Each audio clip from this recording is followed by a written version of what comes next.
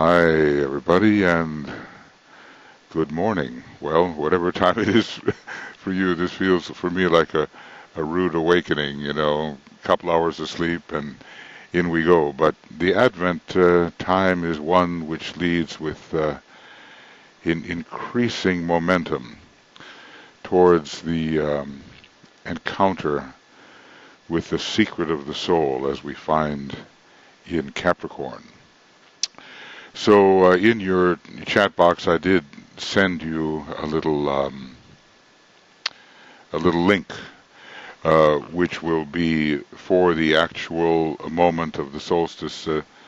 My wife Tuya will be doing a service meditation for the solstice, and you'll find the broadcast link there. So if you want to take advantage of that, if you don't have something else planned for that time, then you are definitely most welcome. It's always difficult to know how to start dealing with something that doesn't end and never began, as far as that goes. I guess, the first thing I'll just do is just very briefly say hi, to Anne and Annette and Catherine and Sherry, Eva, Frederick, Helen, Jan, Joan, John Alexis, Kathy, Laura, Leah, Laura Lee, Martha, Michael, Myrna, Rebecca, Risto, Sam, Tom, and Yvonne, and of course here we have on staff Brett and Joe and myself. So I say hi to you in the world of relativity, which is the world in which apparently distinct things or processes or entities relate to each other. In order to have relativity, you have to have division. And of course, that is a construct of our consciousness. One thinks about, speculatively, the kind of consciousness possessed by the higher beings and finally by the one great being of cosmos that we've been calling the universal logos. And we speculate that although division, kind of interesting about vision and division, interesting. Die is two, and vision is what you see or reflect. That even though all divisions can be noted, probably none of them is seen as real. Probably of all relative beings, and the universal logos is still to be considered a relative being. That particular being has the greatest sense of the undisturbed and undisturbable essential unity, actually essential identicality, essential oneness. So as we, time after time, under the law of periodicity, as we pass through endless universes, we will come closer and closer to that realization. And as a human being right now, rather low on the emanative extension, we have to begin to get some kind of idea about what the unity really is and to try to live in it. So I just thought, just for fun, we'll just pause for a moment perhaps, and every one of us now has a certain method. I suppose you've been evolving a certain method of attuning with the kinds of things we've been talking about, or the kinds of non-things. So why don't each one of us use our particular method, and for the moment just go into the perception of what you consider reality to be, or the oneness, or the unity, or the substratum, whatever name you want to call it. We'll just use whatever mantram or method or alignment that works for you when it works. Doesn't always work, of course. Can't count on that. But use that, and let's just see if we can all come to focus in what we consider reality to be. I'll just leave us in the silence for a few moments.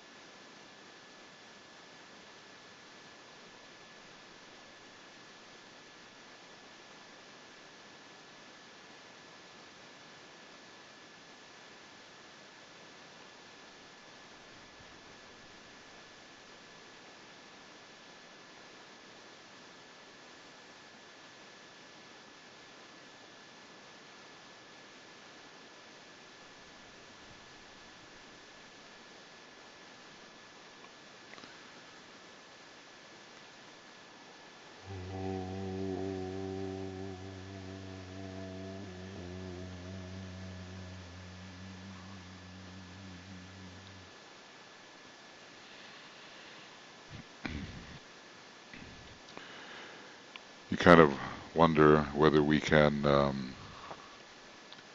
sustain our daily consciousness, which must deal with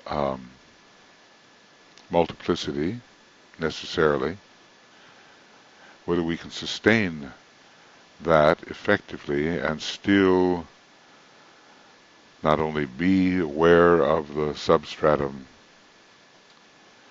but actually have the sense of being the substratum. So this is going to require, a good Virgoan virtue practice until we can achieve that fourth, it's on the fourth subplane of the atmic plane. It's a city that's called perfection. Kind of wonder what that might be, but I think it's a kind of completeness of realization in which all opposites are reconciled, and we're constantly dealing with the opposites, and maybe we're so busy in our normal life in these pressureful times when humanity is so much in crisis that we don't, it seems strange, but don't have time to think about reality or to attune with it. But I suggest that it is a very worthy and necessary endeavor, and will be necessary for all of us in an acute manner when the time comes. Whether the time is here for us right now or not is difficult to say, but I think it cannot hurt, and a seed is planted for all of us so that the day will come when our consciousness is not only triadal, but it is monadic as well, meaning that it is the awareness of the pure being which one always is. Now, one of the things that we've been doing, I've been telling you, I've been sort of writing this book, and I'm calling it Seeds of the Infinite, and I don't know how long it'll take me in terms of relative time. And of course I want to get it to you, if I can manage.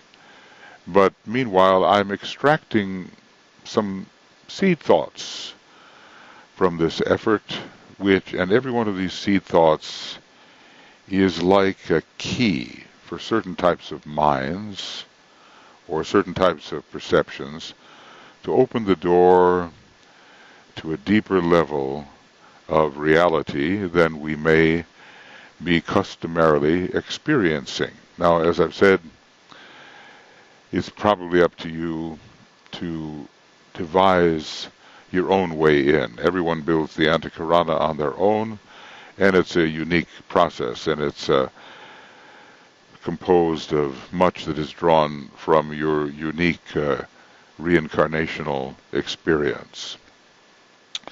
But maybe some of these thoughts will be a little bit helpful, or at least take the mind out of its usual concrete preoccupations. You know, we repeat certain words so many times, they become solid and intractable. They become difficult to penetrate, and they always sort of mean the same thing for us.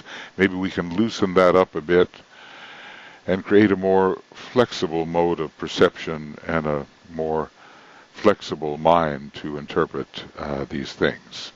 So I've got quite a few seed thoughts here. I'm not going to, obviously, in our meditation, go through all of them. You know, that's just too much. But hopefully we can get this to you. I'll send this to Brett and Joe, and hopefully they can get these documents to you, so that if you care to study a little bit and practice with these seed thoughts, you'll be able to do so. Of course, now, you know, many of you are members of the Morya Federation, and it doesn't excuse you from your normal meditations. This is just a little bit of dessert, a little bit of the cherry on the cake, perhaps. And I also want to say that the intake for the Morya Federation is coming on very, very soon. You know, we're just a couple of days away from it. So if you have this impulse that you might like to study the ageless wisdom in depth, please do go to our website, Morya Federation, all one word, moryafederation.com. Maybe Brett or Joe can put our email address there into the chat box, moryafederation.com, and go to the area where it talks about applications.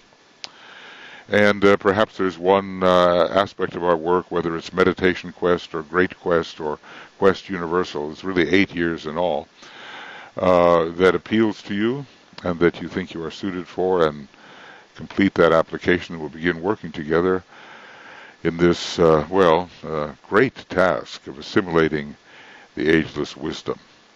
But right now we're dealing with the little different kind of curriculum that we'll be pursuing in the Morya Federation. We're dealing with the curriculum of being, and it's an entirely different perception, you know. So I simply offer this to you on a weekly basis. Maybe next week, for some of you, our normal time here would be Christmas Day, and I'm not going to do that, you know.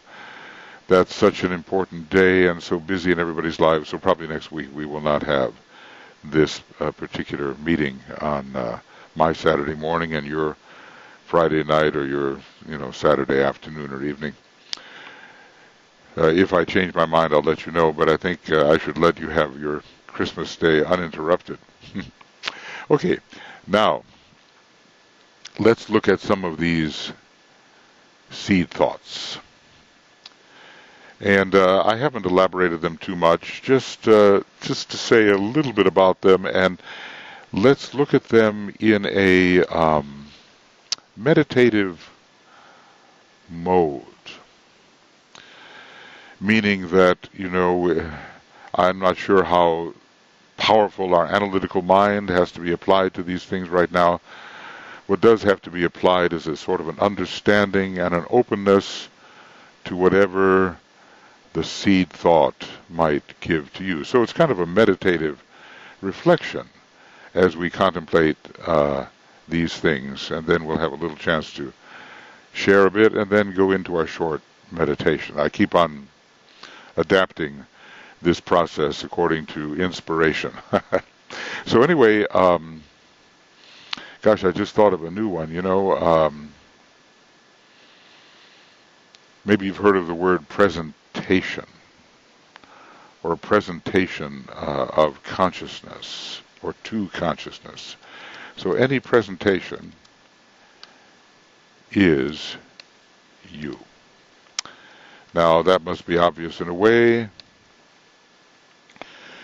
but all there is in terms of our consciousness is what we call contents of consciousness, and then maybe some kind of awareness of the field of consciousness itself. But if there is any kind of presentation, like for instance, I'm sitting here in our temple, and I see kind of a Christmas tree with lights, or I see, here's something.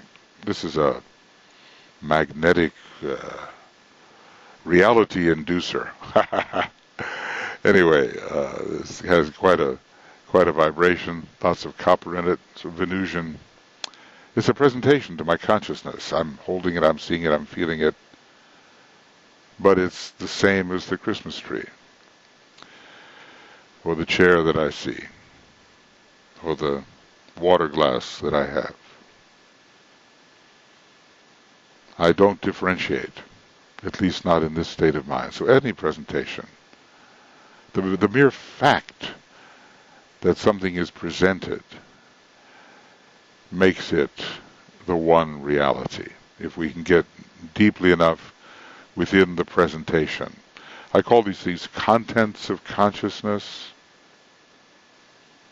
because, apparently differentiable or differentiated contents are all around us on whatever plane.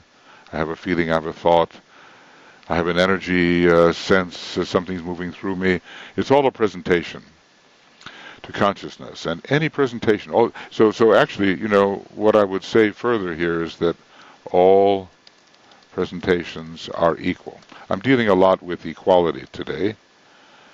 Maybe, each one of us, throw in a little bit of occultism here, each one of us has a sun sign. And when we get to the point that we're interested in being, in what pure being is, then the sign opposite your sun sign may give you a hint about how to approach monadic awareness.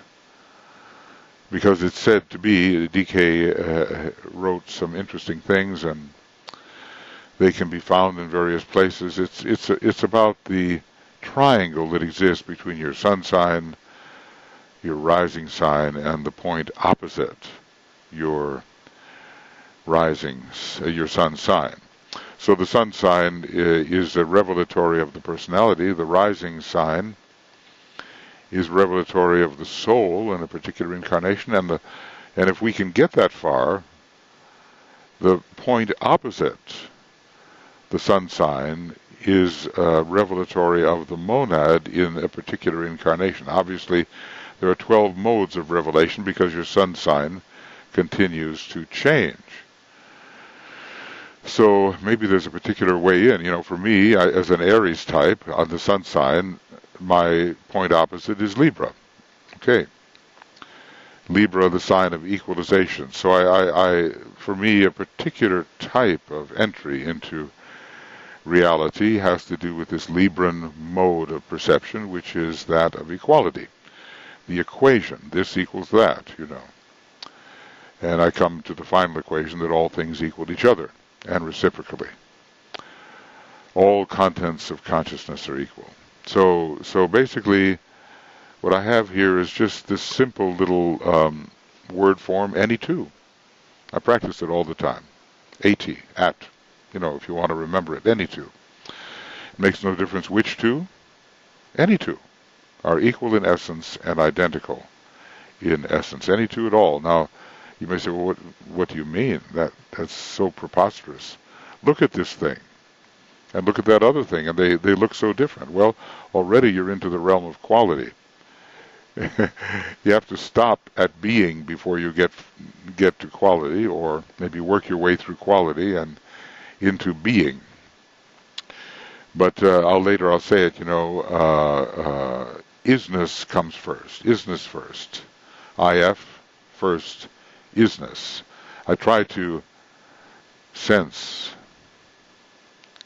the isness of anything before I get into examining and comparing any two things. So when I look at any two things, I'm not looking for their differences, not at first.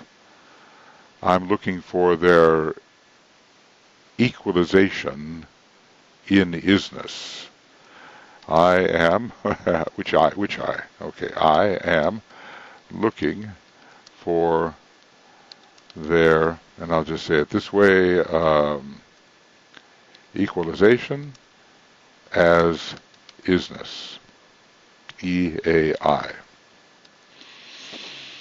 That's the first thing that hits me. Now, so often I jump over that and I get right into what the thing is, and I lose the isness of it, which is the subtlest layer. The mere fact that it is a presentation in consciousness means that it's equal and identical to every other presentation of consciousness. I realize this is a very ancient philosophy.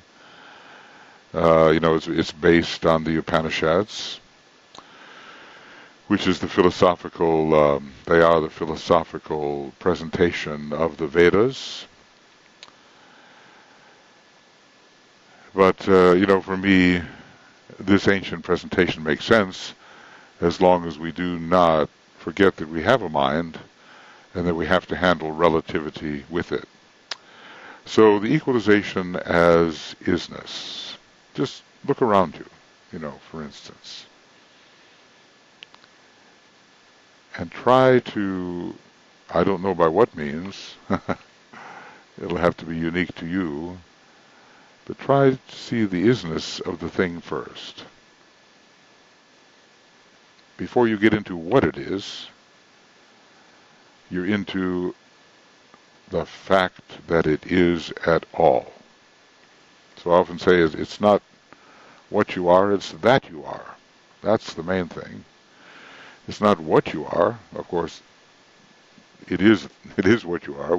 To study in the world of relativity, it has to be what you are. But when dealing with the kind of approach I'm making here, it's not so much what you are, it's that you are at all. It's not a question of what it is. It's the fact it's that it is at all. You have to stop at that level, at that layer. So just look around you, in the world of the senses.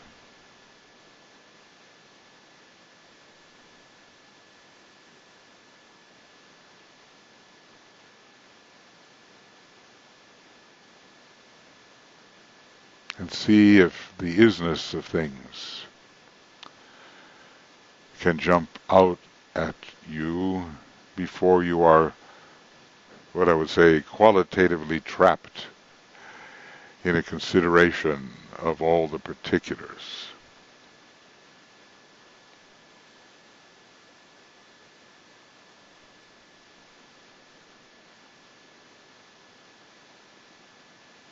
Because it's on that level, this level I'm talking about now, that all things are equal.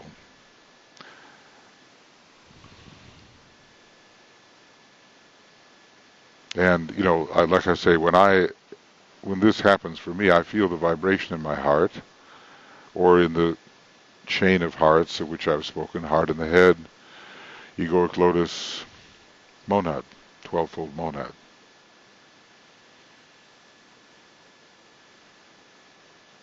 But I'm not approaching two things with my mind first. I'm approaching the beingness of any presentation, the beingness.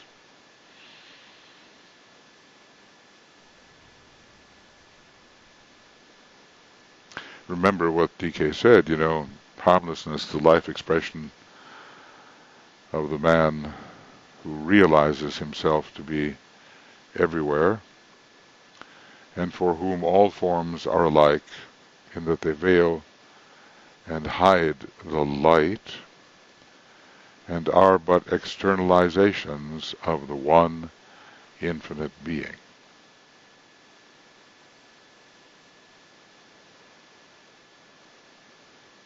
Now, philosophically, I might call this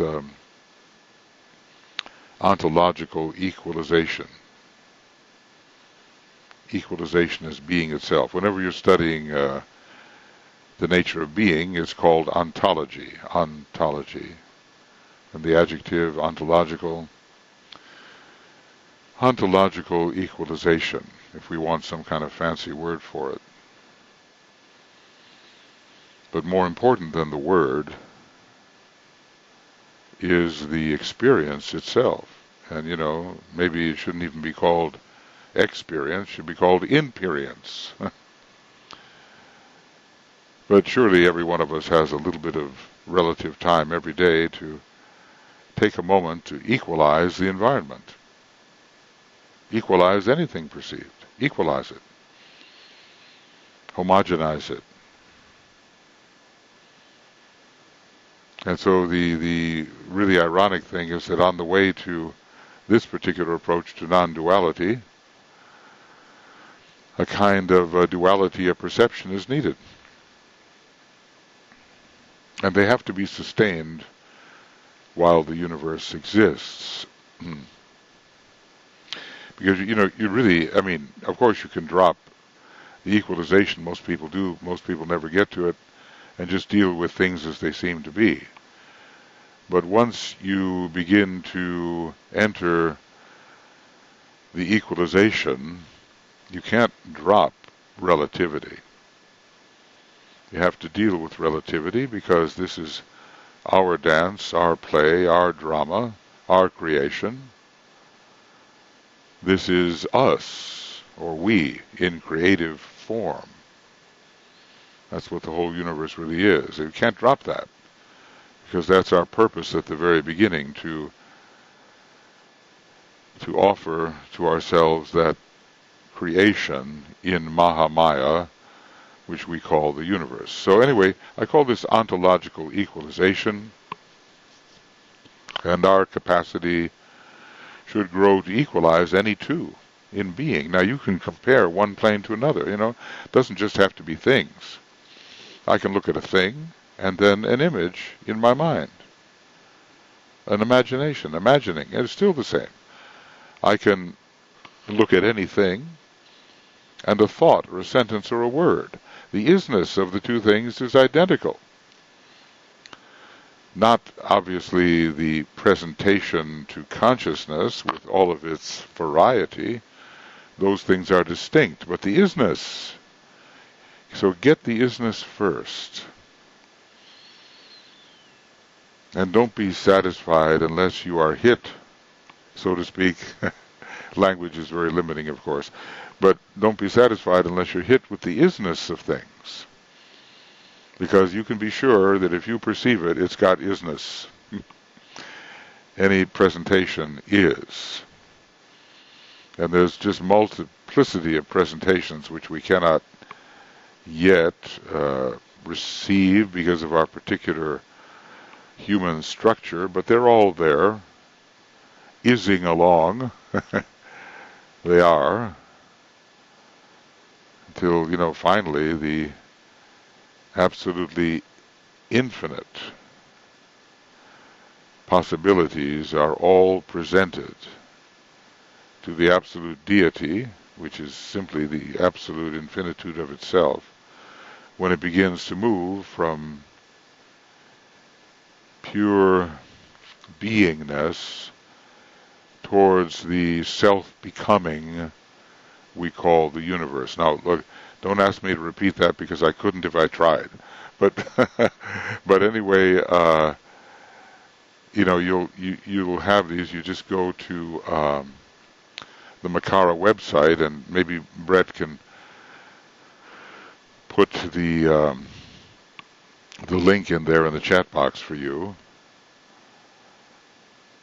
And, all of these discussions are there.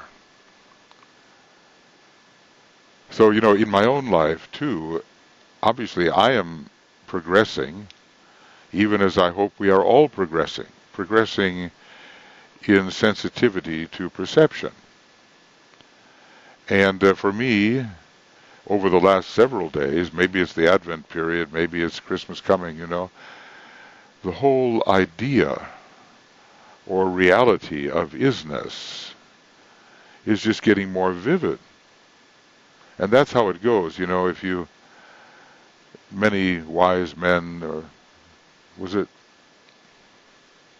Muktananda or one of those, he says, well, you can dig many little wells and not get to water, or you can dig one very, very deep well and you can get to water.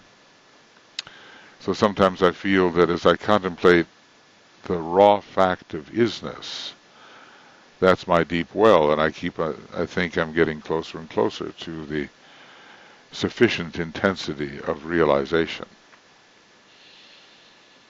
So it'll probably be that way for you too, along a certain line. But I suggest that, as the days pass, just take a moment out to abstract from preoccupation with quality and just bask in the isness of any presentation at all. Well, once I started comparing two things at a time, any two which are equal in essence but not equal in form, I said, well, okay, why don't I compare 3 or 4 or 5 or 6 and on and on. Well, obviously, before long, you're going to be looking at everything, the entire collection. I call that N, N in mathematics represents any non-negative integer. 1, 2, 3, 4, 5, etc. We're not getting to negative numbers at this point. Yeah, and there's a big question as to whether you can ever have parts of things. Because as you perceive, 1.5 things, the perception itself makes that 1.5 into a unity. You unitize it by perceiving it, even if it's a thing and a half or a thing and 3/4. So you kind of wonder, really, whether in reality they're anything but integers, because a perceived fraction of a thing becomes a thing in itself. Perception unitizes. That's one of my little seed thoughts. Perception unitizes. So, starting from any two, which is the easy place to start, and seeing the identical isness of the two, even though their form is widely discrepant, you move on to other numbers until you reach n. Well, you never reach n, it's going to be infinite, but you try to unite any n, whether it's 14 or 28 or 42 or 105 or whatever it happens to be, unite any n as being, in being. I'm sitting here in this little temple we have, and I'm sure my eyes are taking in well over 100 different unique items. Well, that's my N at the moment. And I work at perceiving the beingness of this N. And deeper than that, I work at being the beingness, or the isness, of this particular N, knowing I could just extend that almost forever until all the perceivable items on our planet are included.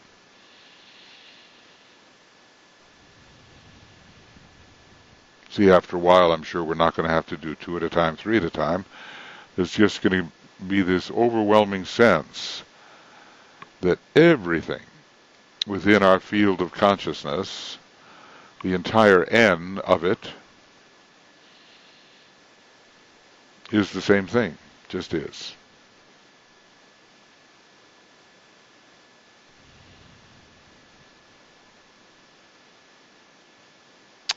So the idea is isness first. If.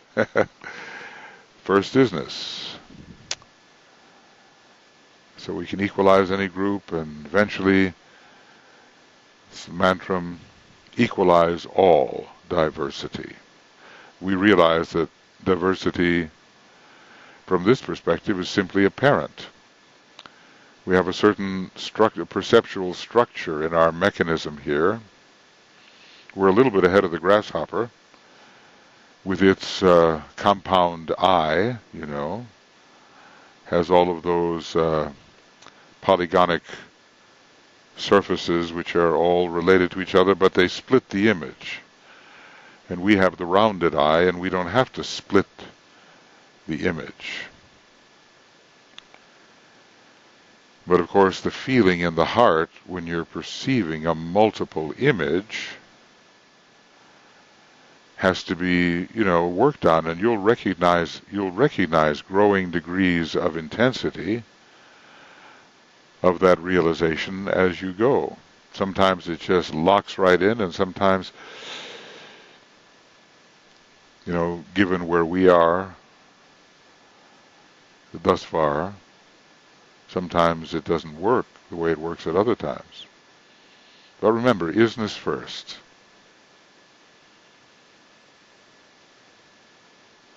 Or maybe after you've studied the quality of something exhaustively and gotten to all the intricacy of this and that and turn it every which way and relate it every which way, you can stand back and get back simply into the isness of it and the isness of all things that are being related in your mind to it. So the sort of non-dimension of isness is the profound perception which we must cultivate. Sometimes I like to think about all of this as a kind of consuming fire. I like the idea of, somewhere else here, of consuming differentiation. It's as if a great fire of realization burns, and that fragmentation is a dross, an impurity, which can be consumed by this fire of unitive perception. So sometimes the word consume activates my unitive perception. Whatever works for you. But I sometimes say to myself, being consumes all. And nothing differentiable remains. Well, ultimately differentiable. In Rule 9 we say, hiding all difference, blotting out all form. That doesn't mean that if a car is coming at you, you're not going to jump out of the way, Old Hindu idea, the elephant came towards someone and injured them, and the person said, well, but God injured me, I thought this was God, I thought it's all God, but you have to pay attention to the aspects of God that appear in the Mahamaya. So you have to be practical even while being unitive. What's the old Zen idea? In the beginning, the mountain. Then, no more mountain. What happened? Then again, the mountain. And that's that synthetic stage where relativity and non-relativity or identicality can be contained simultaneously. in consciousness. Master Morya is always talking about containment. And I say, can we contain the opposites? That is the question. Excuse me. Sorry. That is the question, and we have to work on that.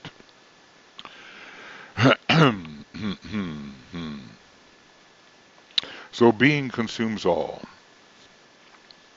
And as I say, I tend to use the heart as an organ of perception. Of course, the real heart is the soul, and the real heart is the monad. But still, along the line of hearts, which actually DK does give at some point, he takes it all the way from our heart center all the way up to the planetary logos and the solar logos, all the way. Well, not all the way, but a long way. And I say to myself, my heart consumes all diversity. So maybe the fire of the heart consumes all diversity.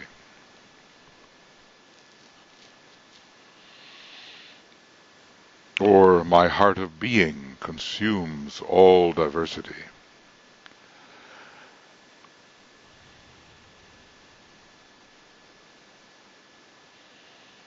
This is the fire of heart,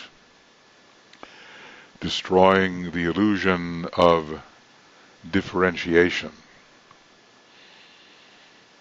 I'm kind of passionate about destroying that particular illusion. Hiding all difference, blotting out all form. Master DK gives it to us, Or hiding the light of the soul, blotting out the light of form. That's not quite as far. That is Rule 5 of the 14 advanced rules. But by the time you get to Rule 9, not just the light, it's hiding all difference, blotting out all form. At least, in meditation for 5 or 10 relative minutes a day, one can attempt that and see what will be the effect on the consciousness.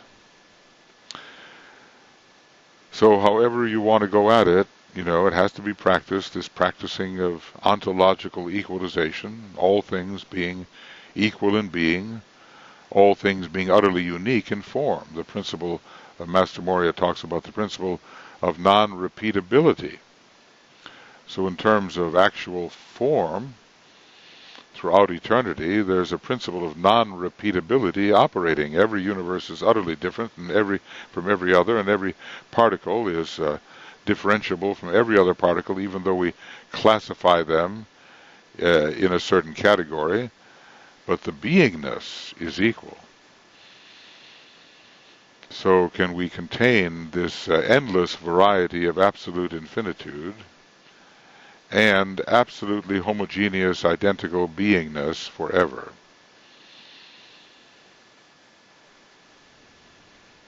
On page 285 of Discipleship in the New Age, Volume 2, the 6 trumpeted words.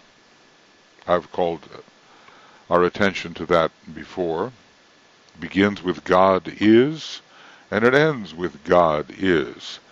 And in between is the whole creative and destructive process. So go there, and we have, in the Morya Federation, when we're dealing with illusion and maybe a little bit some of the more advanced work in the Quest Universal section, we get into those 6 trumpeted words. Magnificent. I have a friend who's tells me he's going to be setting them to music.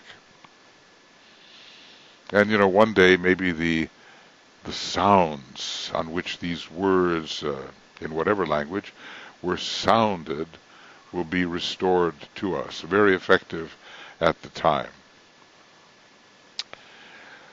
So, I equalize everything when I can, and we've been talking about how all things are true points. Every perceivable is a true point, ultimately a true point, and you just equalize all true points and superimpose them until they become the non-dimensionality they always have been. So I am always. I'm the equalization of all true points. I am always the equalization of any two, of any n, of all. I am the equalization, because after all, I mean, you are the very essence which reveals in you the equalization of any apparent two or any n and of all. I am always the equalization of the two, of any n, and of all. That equalization is I, myself. So always isness first isness, and then hold as you proceed in your Mahamayavic necessary life, hold the Mahamaya and all variety and all quality, even as one is and perceives that one has become all this, and it's nothing but oneself in the essential meaning of that term. Okay, friends, well, those are the seed thoughts I wanted to discuss this morning a little bit. And, you could wonder, like I say, theme and variations. In a way, there's nothing to say. The great sage Shankaracharya, who was considered, the equal of the Buddha, and they were both like the two hemispheres of the brain, so to speak. That's the way to which they are referred. I've always been very inspired by Shankaracharya, and he says, well, okay, tat tvam asi, thou art that, and 10,000 books will be written on thou art that. But the essence of it all is thou art that. And the greater essence is not having to say anything at all, but just knowing it, being it, and then getting on with the great expression of the Mahamaya, which is the creation we have become. Because we are indeed the self becoming one. So, I'll come up with all these seed thoughts, but they're nothing but thou art that. That's it. But the different angles of thought which might penetrate through the obstruction into the central mystery, these angles are important. And so, whereas one seed thought might leave you completely cold and in a state of non-revelation, another might be really an open sesame and open the door. So when we meet next, I'll continue with some different angles here, and we'll practice together, because it's not just having the thought in your mind that this can be done, it's the doing of it. That's what's important, the practice of it. And even if you practice the same thing for 20 years, and finally the door opens, it's been worth it. Or if you practice different things, and suddenly the door opens because one of those things somehow combined with everything you have been forever, or at least let's just say all of your human history, to curtail it, then that's worth it too. And by the way, while I'm thinking of what's worth it, remember that the next full moon is on Christmas Day. Wow, what a combination of things. The Capricorn full moon on Christmas Day for most people. Just look it up. But that'll be a great, there's such a spirit at Christmas. There's such a beauty, such an elevation of consciousness for so many. Sometimes it's a time of depression for people. But for many, it's you're just swept by this wonderful Christ energy. And to think that we get our full moon in Capricorn on the Christmas day when so much of human consciousness is in the process of being elevated. I'm speaking in very relative terms, of course, but it's a great feeling, and I would say a great opportunity.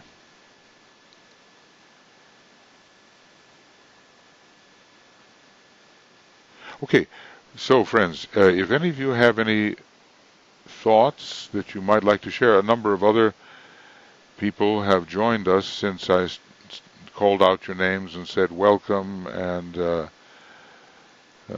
Sherry, you're here, and Kathy Miller, I don't know if I called your name before, and Laura Lee, you're here. Can't help but be here, of course.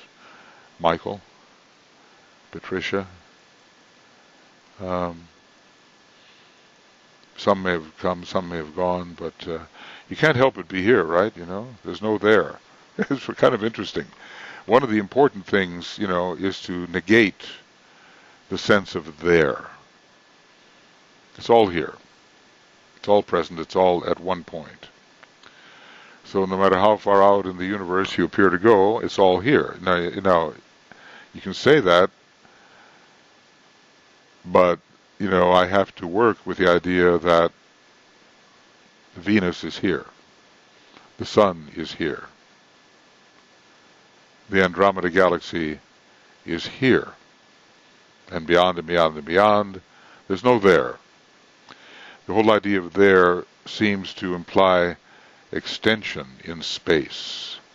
And we've worked very hard to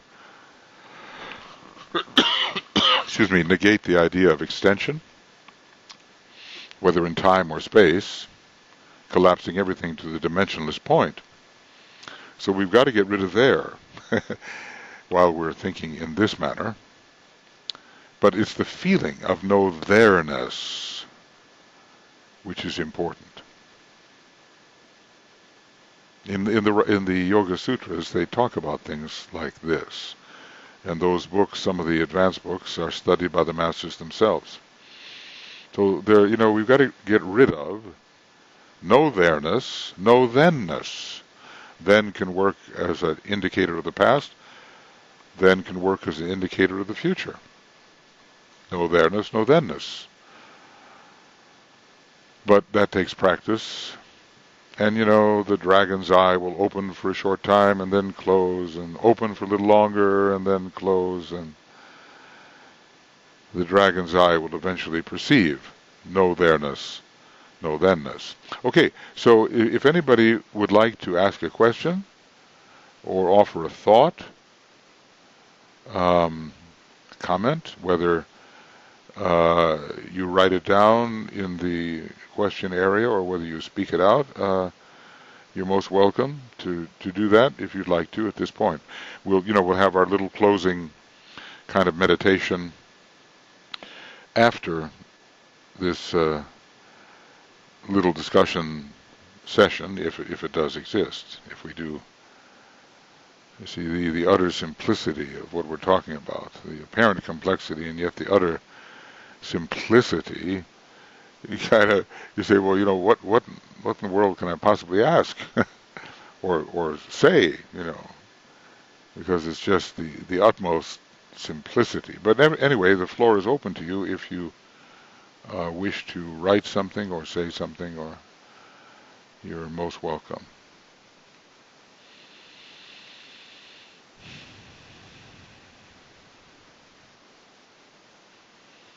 You would just raise your hand if you wanted to speak, or just put it in the question box. I believe there's a little question box and a hand box there, and you're most welcome if you wish.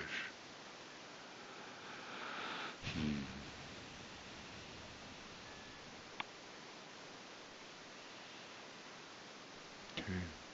Well, then I trust that I've been absolutely clear, and everybody understands everything I've said. Now, the real trick is to understand what you yourself say.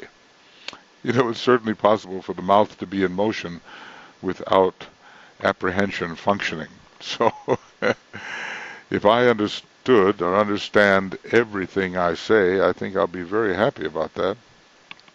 remember an old story of the meeting of Uspensky and Gurdjieff. You know, Gurdjieff was a famous teacher, and Uspensky, a famous Russian writer on these various topics. And I guess Gurdjieff said to him a certain humbling thing.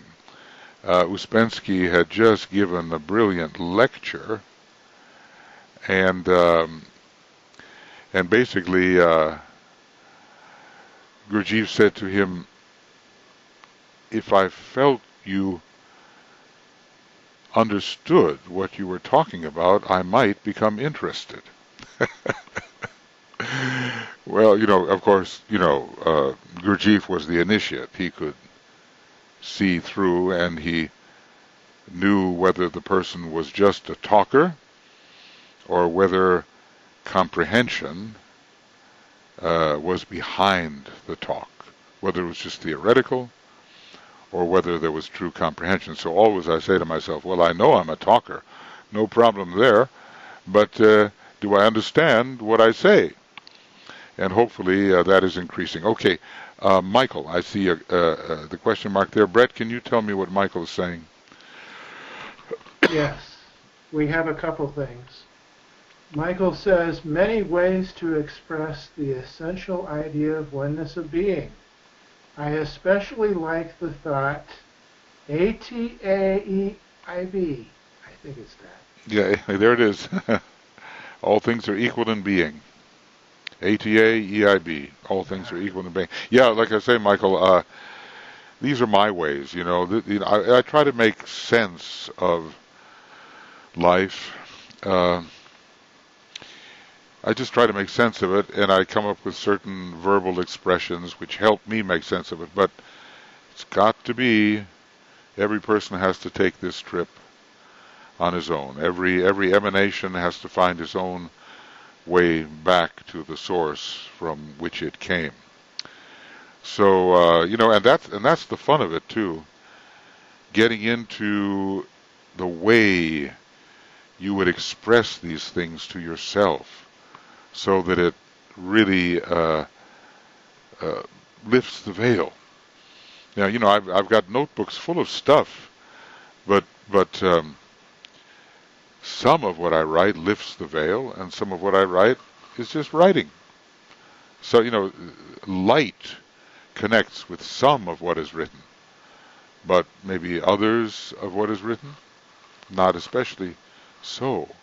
So you'll find your own open sesame, And if the open sesame of another person seems reasonably harmonious or revelatory, then okay, then you can use that too.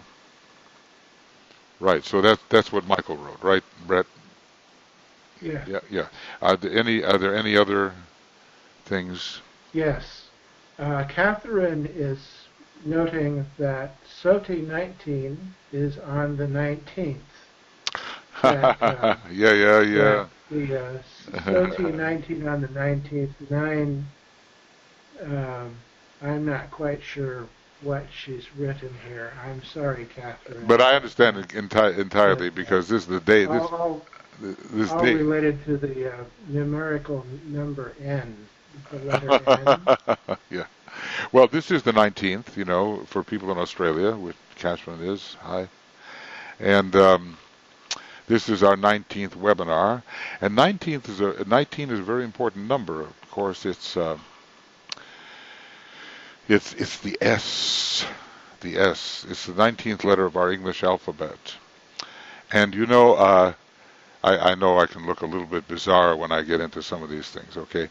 But I've gone around, hissing like a serpent in the, you can try it yourself,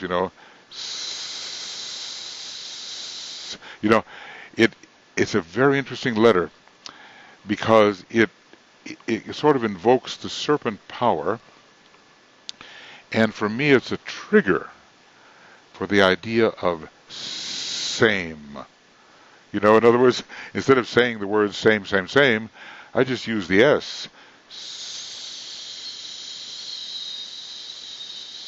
And it does something a little quasi-magically to remind me of the great energy that we call Kundalini, but it's much greater energy, the great energy which is pouring through all things and is all things. So the 19 is very important. It comes out as a 1, right? 1 and 9 is 10. Yeah. It's a 1, right? Okay. So that 10 as a 1 is the unity we're looking for. So the interesting thing is 19 is very important to me, and I use this, of course, they'll lock you up if you go around doing this, but okay. I use this to induce this sense of oneness, and I suppose that once the Kundalini fully rises, that sense of oneness is always with us in ever deepening and intensifying degrees. Now also, while I'm elaborating a little bit on 19, in the tarot, it's the sun card. Well, 18 is the moon card. It's illusion, right?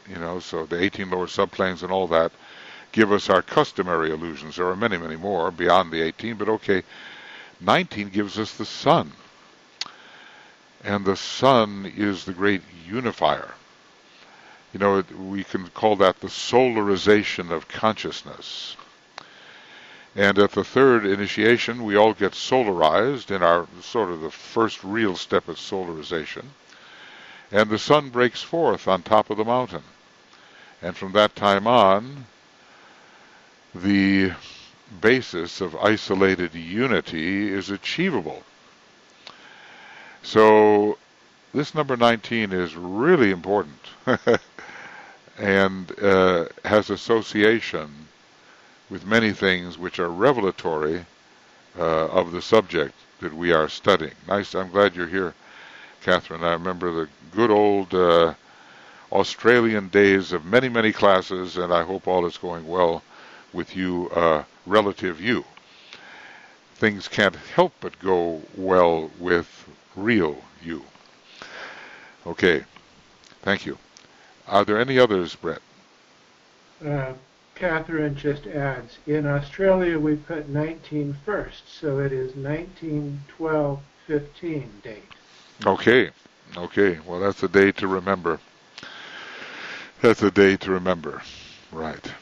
Thank you. Okay, any other folks, do you want to say anything, ask anything? Like I say, this is mostly for your own inner contemplation. Sometimes I just get so busy, running here, running there, doing this. I say, why don't I just sit down for a minute and just, get back to reality? There's this old mystic statement, and you well know it, be still and know that I am God. It's kind of interesting because I still am God. I'm always God. So there's the stillness and the persistence that is implied by the word still.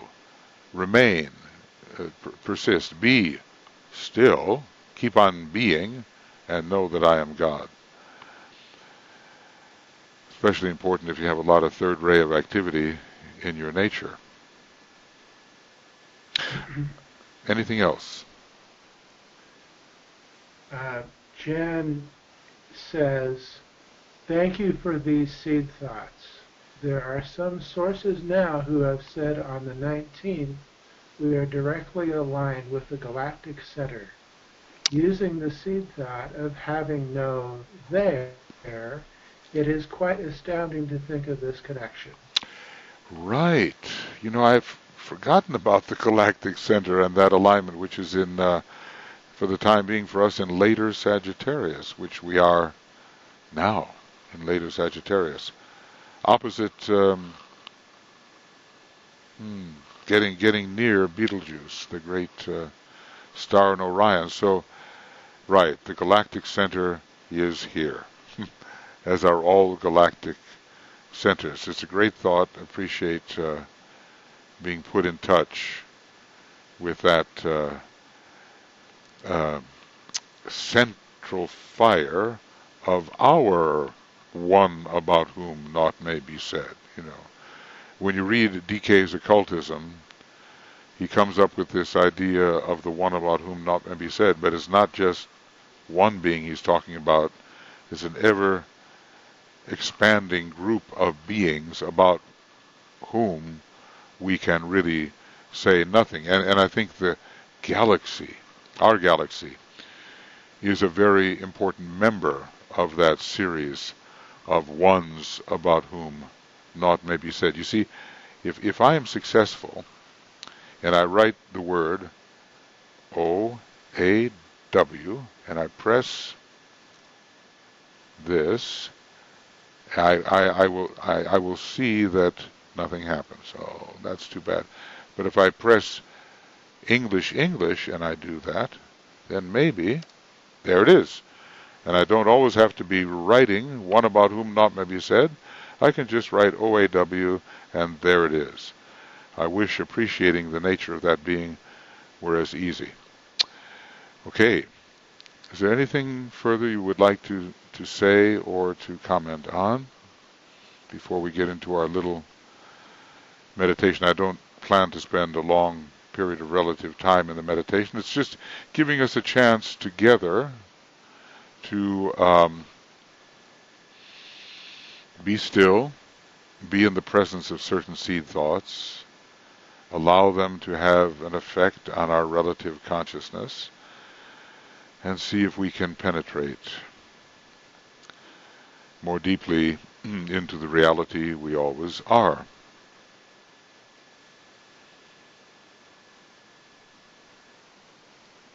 So, if not, then we'll just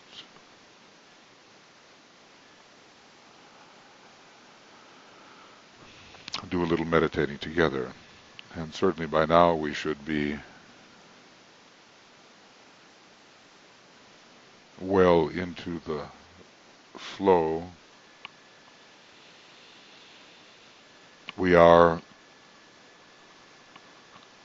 many things, of course, and still only one thing, and still one no thing.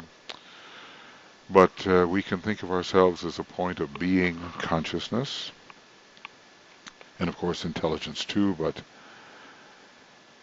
for practical purposes, being, a point of being, a dimensionless point of being which is endowed with consciousness. We are the observer, the true point.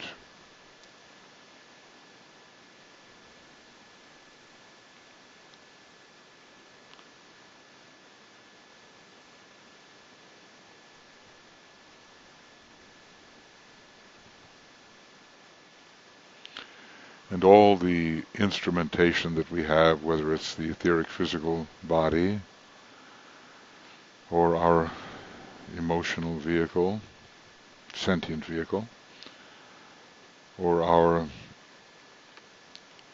thought form creating mind, we can get beyond all of those instrumentations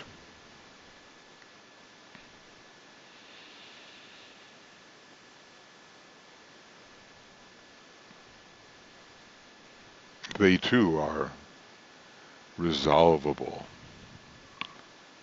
into the essence, but they have a particular form at this time. And we enter together a still higher form, which is our unfolding egoic lotus on the higher mental plane.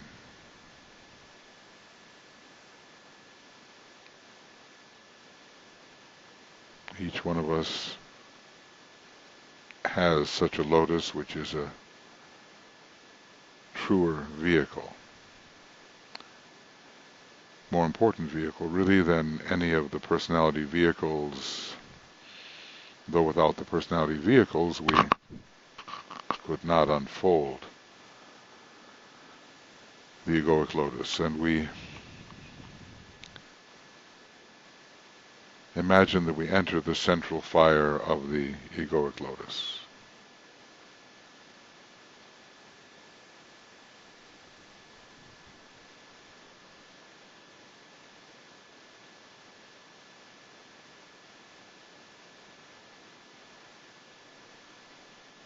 and that instead of conceiving ourselves as beings with personalities, which we are, but we are beings inhabiting this middle vehicle, this egoic lotus.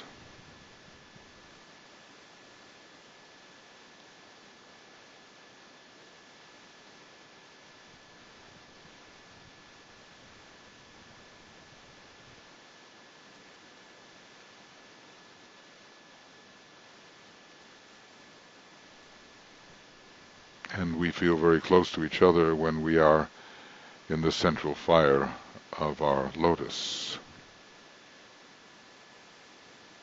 The unity of all of us, wherever we may be in space, is revealed.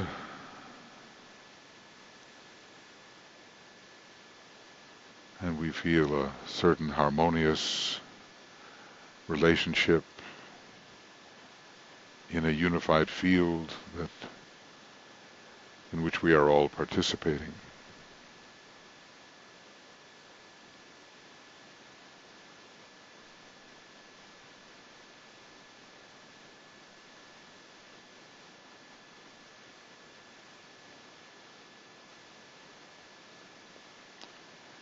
And we would move into a more planetary space.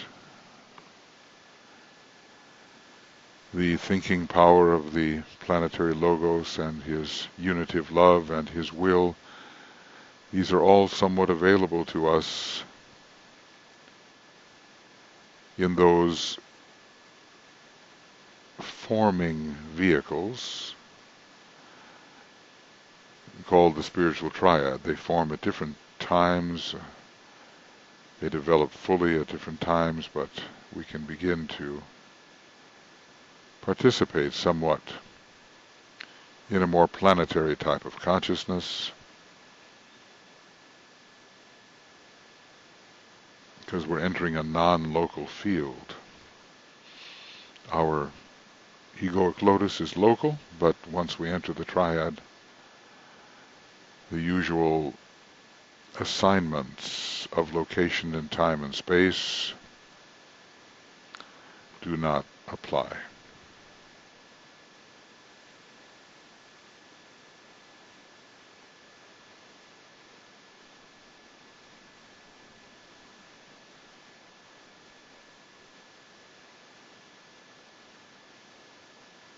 So together we become somewhat capable, at least of a reflected triadal perception,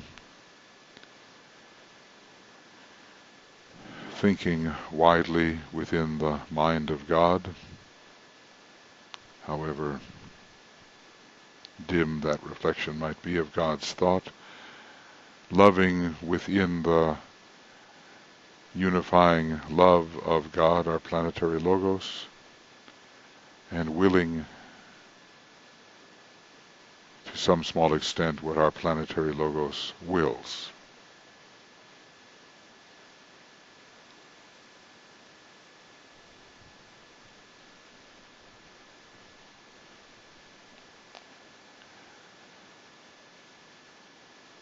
And then imaginatively slipping into the monad itself, whatever it may look like instrumentally, it is the central fire of being at the heart of the monad. So we imagine we are in this particular central fire, the higher jewel, the jewel in the crown of the planetary logos.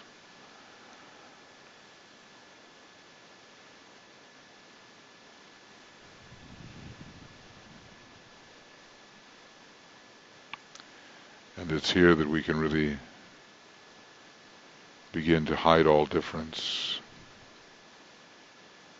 in being and blot out all form in being.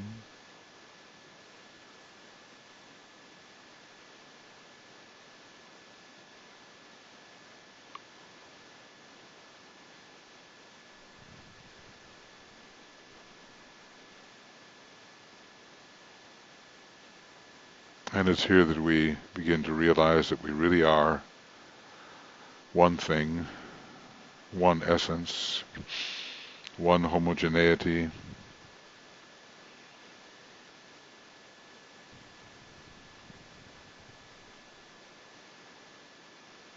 Even in our soul nature we have differentiation, but in the central fire of being,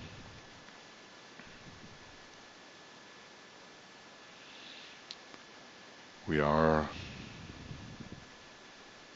if we can grasp it, identical.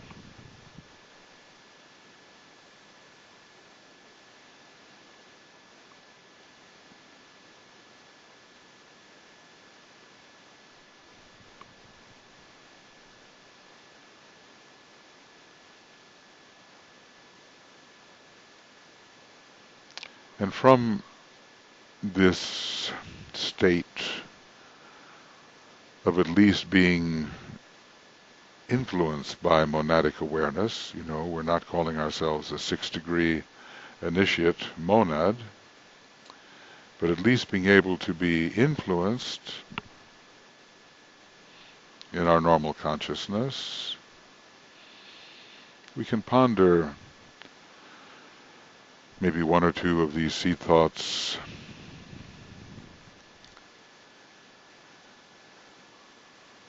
and see if some new light or some new realization can come to us.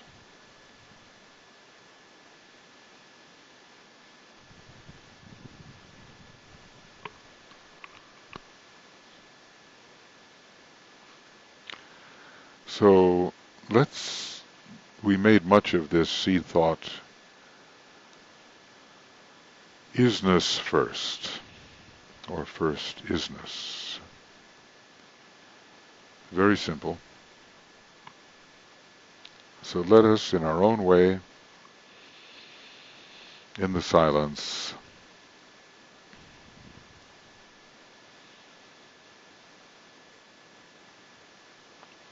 contemplate isness first.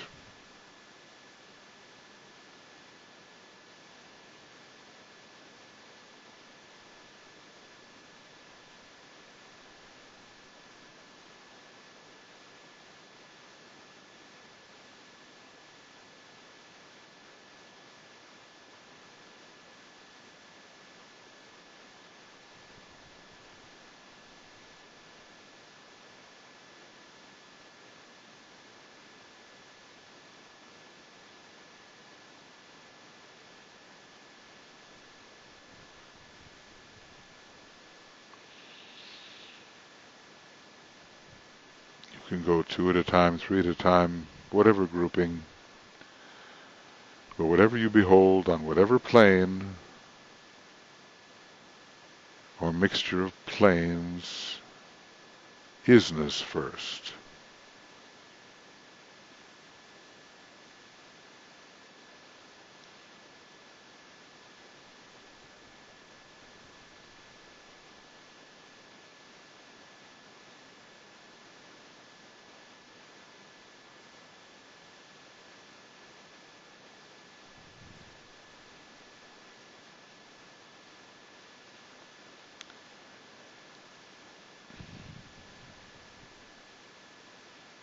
And from this perspective, the tiniest ultimate particle event, UP, becomes the equal of the entire universe, the equal in being. Isness first.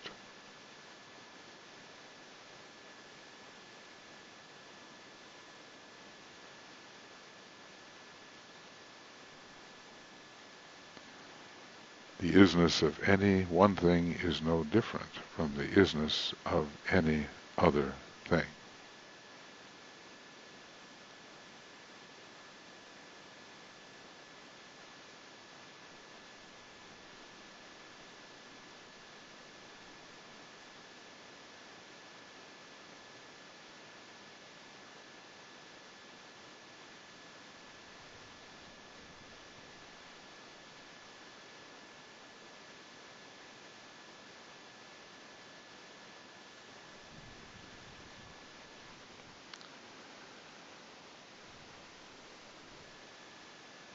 So it comes to me that isness is the great equalizer. And this, of course, is even more true of the capitalization.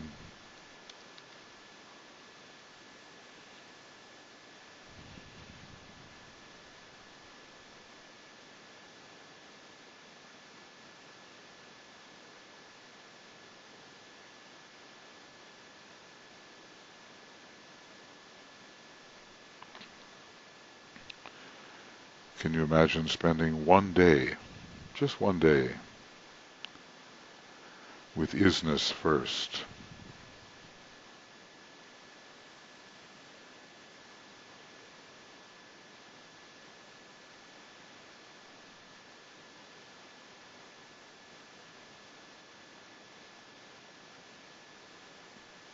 Now, wouldn't that be a strong attack on the great heresy of separateness?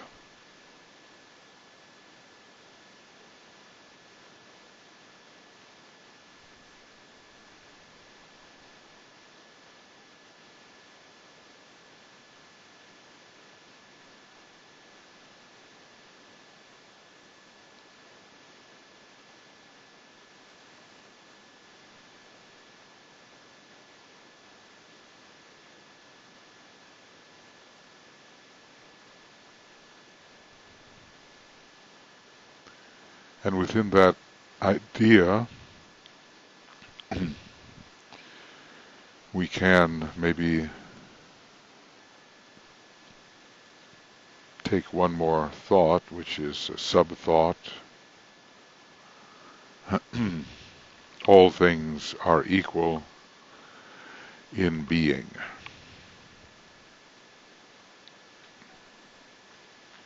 All things are equal in being.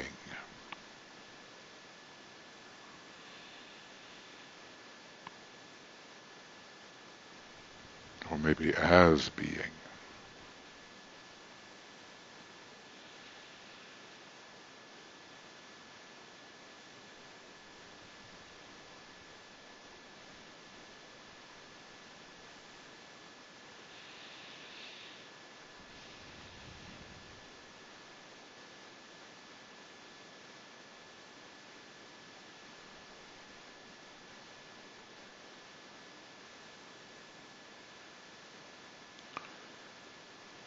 We're dealing with super-qualitative perception, or supra-qualitative perception.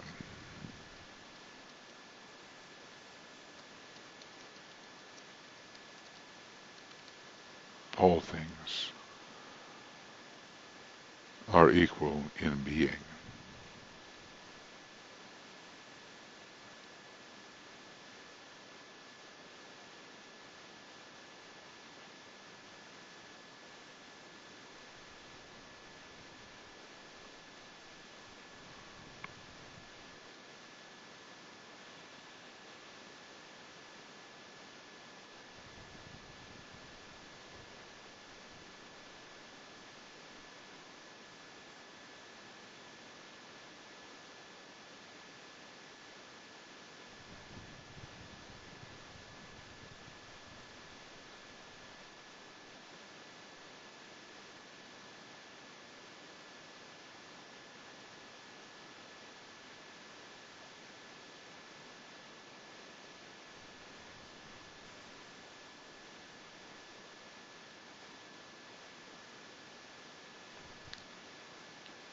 We are detaching being from quality.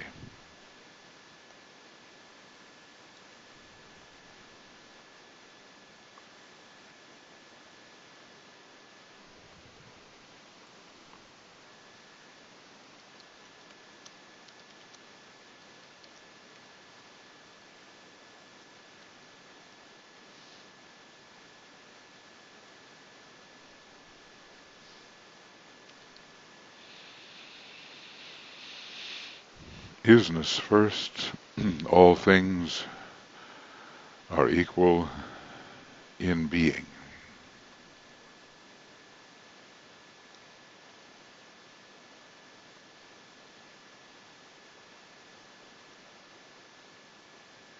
And if we can have the experience or imperience towards which these seed thoughts tend, then our consciousness will indeed be liberated into states which we can barely conceive in our normal understanding.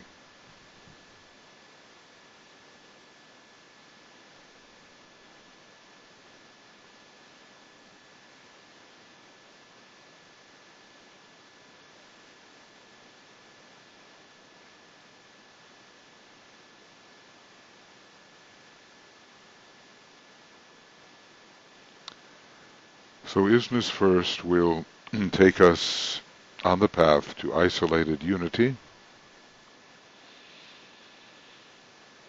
and we will indeed blot out all form and hide all difference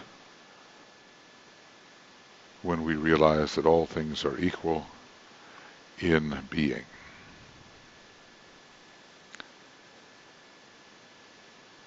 And these realizations will induce in us skill in action in the qualitative world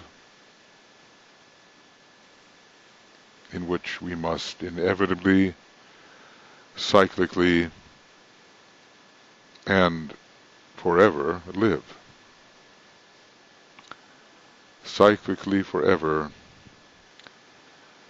the ever-recurrent Mahamaya, which is our self-becoming.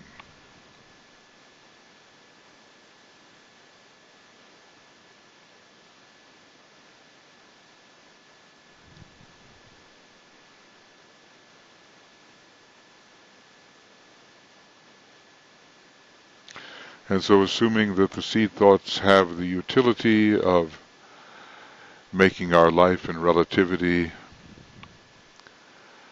of a higher qualitative nature, even while transcending quality, we will sound the great invocation together, invoking the light, love, and power which are needed to fulfill our purpose at the beginning, which is working out as the divine plan, and especially locally on our planet.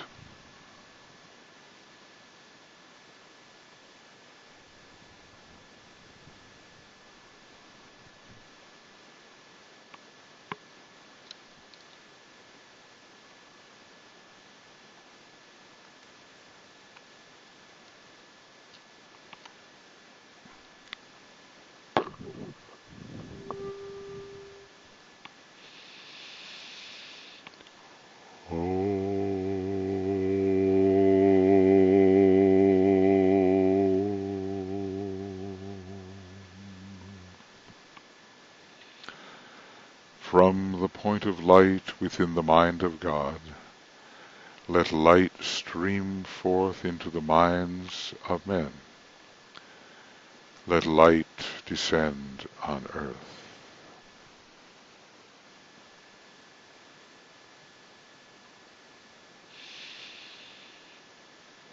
From the point of love within the heart of God, let love stream forth into the hearts of men. May Christ return to earth.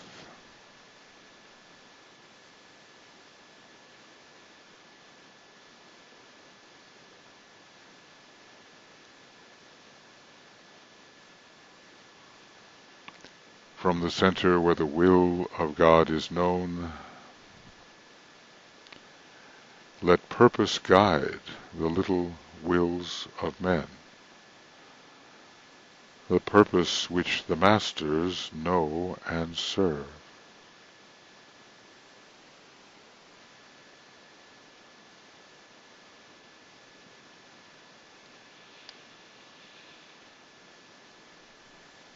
From the center which we call the race of men,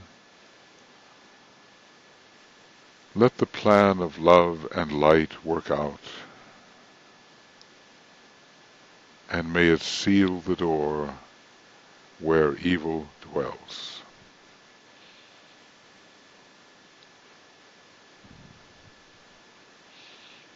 Let light and love and power restore the plan on earth.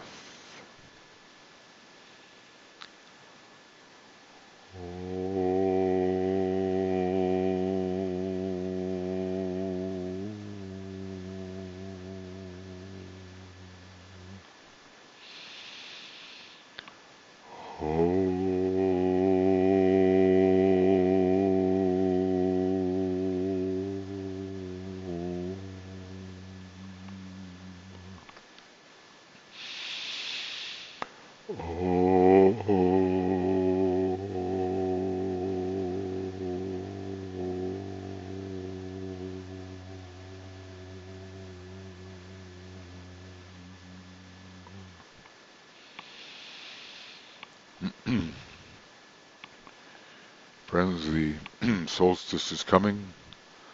The full moon is coming. The doors to the Morya Federation are wide open.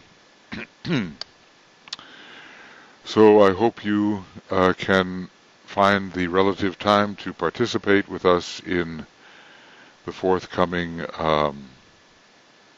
webinars and broadcasts as we enter this very, very holy time of the year. And I wish you all a beautiful solstice and a beautiful Christmas. And I think we'll probably have a New Year broadcast also. So just stay tuned and we'll get the word out to you. And if you've joined this particular series, your name will be put on the constant contact list for the Morya Federation, so you can be aware of the different offerings that we have and choose whether you would like to participate in them. If our communication is good, then you'll know about these things and perhaps take advantage. So thank you so much for being here this morning, afternoon, evening, whatever it is for you. And I'll start from the top, Brett. And just want to wish you a very happy life. Happy, joyful, blissful, all those good things. And I'm hearing a good ohm there. And let's see, Brett, if you can knock out from below, then I won't have to go through the whole thing. Or Joe, if Brett is not there. He is. Someone's there. Very good. Okay, friends, farewell. Although that's impossible. It's impossible to be separated from oneself. And we'll see you at the solstice. Some of you, maybe all of you. And we'll see you at the Christmas, and just have a beautiful Christmas. Sing a lot, you know. And take care and lots of love. Talk to you later. Bye-bye. Thank you very much. Thank you. Bye-bye. Bye-bye. Bye. Thank you, Michael. Bye-bye, Sam. Bye-bye. Thank you. Blessings. Bye. Thank you. Bye. I get to recognize your voices. All the best. I hear bells.